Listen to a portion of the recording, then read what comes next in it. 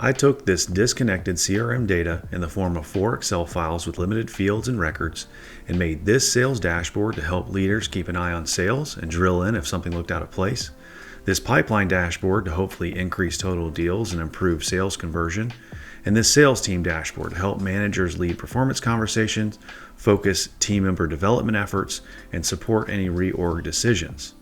If you use a CRM platform or struggle to get actionable insights from your various systems, I hope this video does 2 things for you. 1, gives you a glimpse into what's possible with a few data extracts, a handful of best practices, and a tool like Tableau or Power BI. And 2, convinces you that data visualization is easier to do and more valuable to your business than you might imagine. My name is Adam from Longview Analytics, and I've spent the last 18 years helping companies with business analytics and software development solutions. If you think I could help your business, let me know. I'd love to chat. Now with that, let's jump into the dashboard. So here we are in Tableau Public. For the sake of time, I'm going to pretend we've already completed the prerequisite steps of working with a customer, understanding their business needs and pain points, defining a purpose and documenting requirements, getting sign-off on the design, and sourcing all of the appropriate data.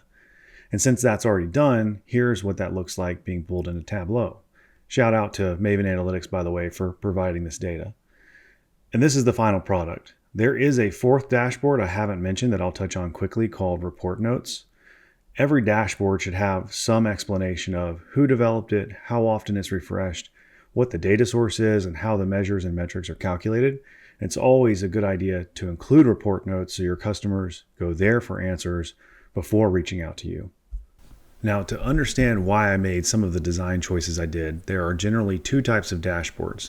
The first is a one-time or informational visual that is interesting and catches your eye, but will never change and you probably won't look at it again. Think social media post. The second is a working dashboard that supports business decisions and will be refreshed on a regular cadence. As you have probably guessed, this is a working dashboard, so I've made sure the page fits on my screen so the user isn't required to scroll up and down to see all the visuals. And I've also included a refresh date at the top right to show the users when this data and these calculations are as of. On the location of visuals, most Western countries read left to right, top to bottom. So you want the most important high-level information at the top left and work your way down to the more detailed, less important information towards the bottom right. Another reason to start with the highest level information at the top is to give the users context for what data they're looking at. So sales of 10 million year to date, made up of roughly 4,201 deals. And we can assume that the rest of these visuals is the same information just across different dimensions.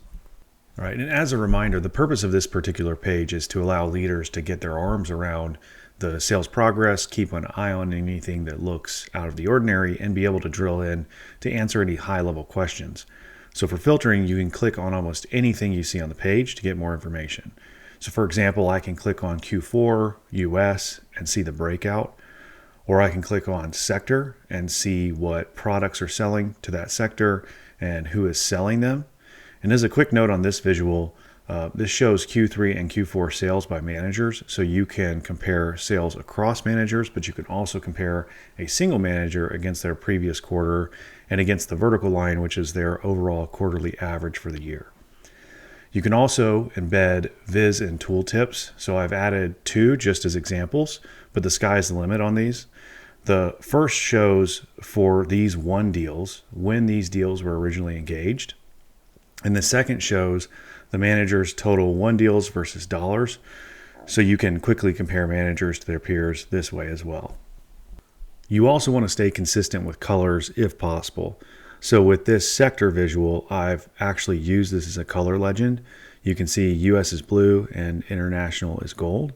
The cool thing with staying consistent is we can intuitively see that this company's sales are all international without having to label it. And finally, it's always a good idea to provide your users with the detailed data driving a page.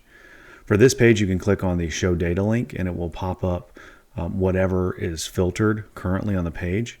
For example, if we choose this company, click Show Data, it will show us just that company's data, and then this can be exported.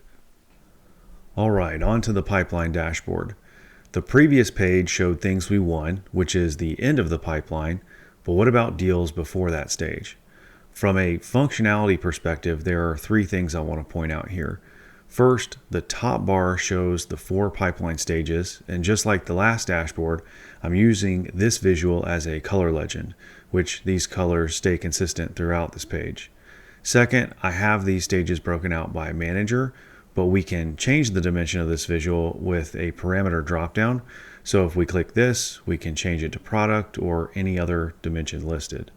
Third, the detail sheet we had as a pop-up on the previous page is just shown as one of the visuals on this page, but it works the same way. So if we click anything, let's say deals engaged in December, it will filter the detail and then this can be exported.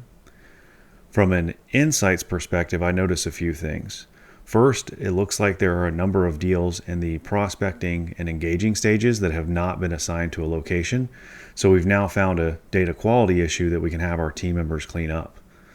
For the average days to outcome visual, the size of the circle is the number of deals, and the color and number shown show you how many days it's been from the engagement date to the current status. In general, if a deal will be successful, it looks like it takes slightly longer than if a deal is unsuccessful. But for the deals stuck in engagement, they've been there for a while. And for products, we can see that the GTK 500 sells way less units, but it has the longest time to sell. So interesting. For deals by engage date, the thing that really stands out here is that if this was real data, I'd be very concerned with next year's sales since our total deals by engagement date have really dropped off since mid-year. And then over to the right with the deals by product and by company, the line is the dollar amount sold and the bars are the deal count. So for the GTX Basic, we have a ton of deals with about a 50% turning into one deals, but not much money made, whereas the GTX Pro has less deals but has made much more money. And finally, you may have noticed I reused the idea of blue as US and gold as international at the bottom, but since users may not realize that from the previous dashboard, I also included a color legend. And finally, to I think my favorite page, the Sales Team Dashboard. As a reminder, this page is meant for managers to keep an eye on their team members' performance, to support performance conversations, and possibly even support reorg decisions. Starting with functionality again, I'll point out two things. First, I reused the idea of changing the dimension of a visual based on a dropdown. So this is the same visual as the sales page, but now if I change this dropdown to one of the managers, the rest of the page will show the team members of that manager. I think this is a great view, for example, if you're Melvin or you manage Melvin and you want to see just how his team is doing. And I also have a drop down here to change the sales dimension for this trending visual.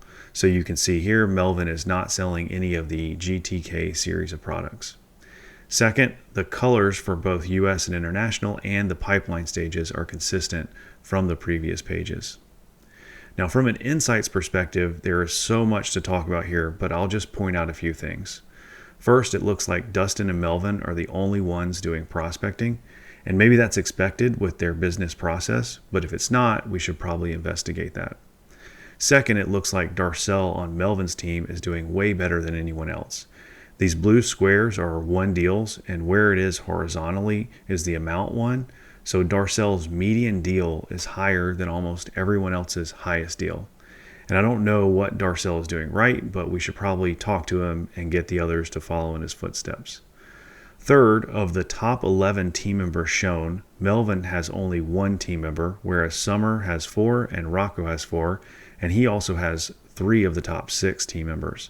This leads me to believe that Melvin's success as a manager may solely rest on Darcel's shoulders, whereas Summer and Rocco may be better managers, getting more consistent success from their team members. But take a look at the dashboard if you get a chance. I'd love to know what insights you come up with. All right, if you made it this far, thank you so much for sticking around. I really appreciate it. If interested, I will do a more in-depth video explaining how I built all of this, but ultimately I hope this inspires you, gives you some ideas for your business, and shows you how valuable visualizing your data can be. Have a wonderful day, everyone.